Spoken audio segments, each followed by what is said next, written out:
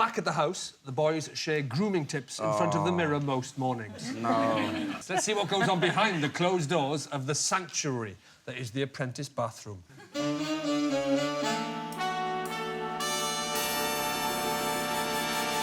honest, I just want to look my best I can. So I thought I'd do a nice face mask tonight, do my hair really nice in the morning. Do you think she does these before she goes on? Face mask. No. If this doesn't scream professionalism, I don't know what does.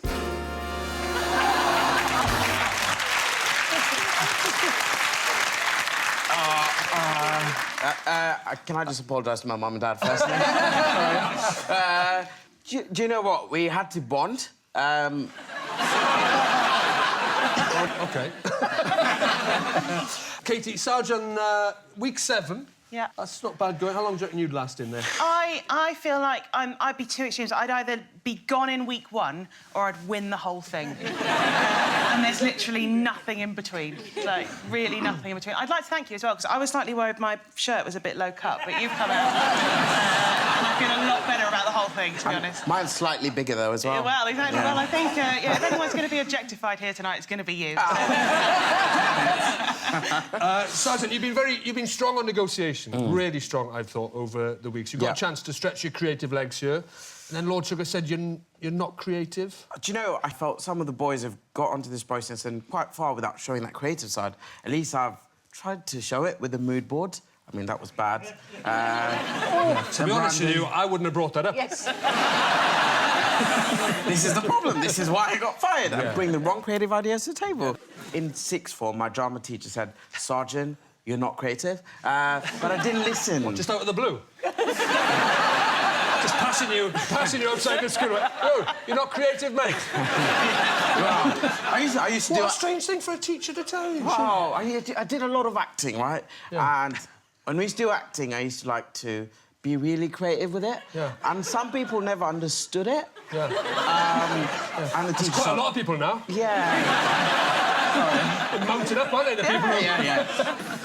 Despite Sergeant's thrilling directorial debut, Team Graphine's Norman conquest came unstuck, and their campaign hit the skids. Less William the Conqueror and more Ethelred the Unready. Let's see where it all went wrong.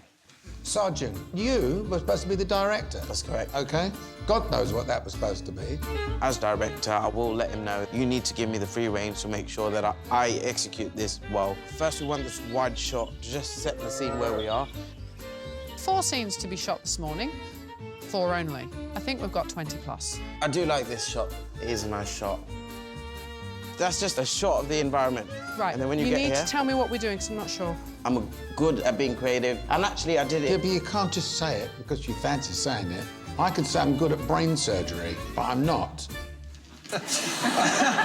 So the location wasn't the quaint chocolate box sort of village that you were maybe expecting. What went through your mind when you rocked up at that place? I genuinely felt like I hit puberty. I had no idea what to do. Genuinely. I had no idea what to do. I genuinely had no idea what to do. Yeah. I mean... Those are 2 times in your life...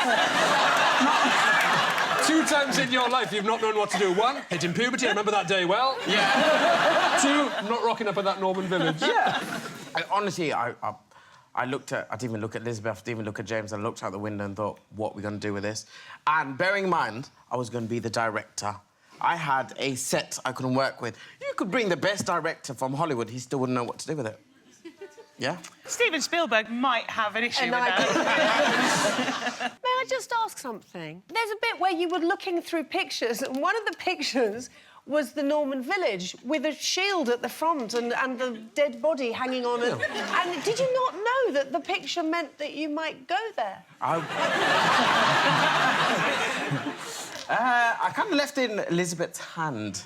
I wasn't the project manager. James should have made a call on that. James saw that. And said, you know what, we shouldn't be going there. And Elizabeth was the one setting out the storyline, so she should have potentially pointed out, actually, the storyline wouldn't work here. Especially when she said, she's a mother leaving the house. And I was like, yeah, we kind of had to work with it. She talked about being a mother leaving the house. Before they went there, Katie, Elizabeth said, we're doing a family car ad, we've got to be in a family home. Yeah. Do you think it mattered that the family had moved out 1,000 years earlier? I thought when they turned up, are they going to embroider an advert and add it to the Bayer tapestry? Is that the plan here? They did try to go with humour, though. You're a comedian. You've directed Thank comedy you, Rod. stuff and Thank things. you. Did you find it funny? I did, actually. I have to say, I might be entirely alone on this, but I rather liked your advert, and I you. thought you did a good job, actually.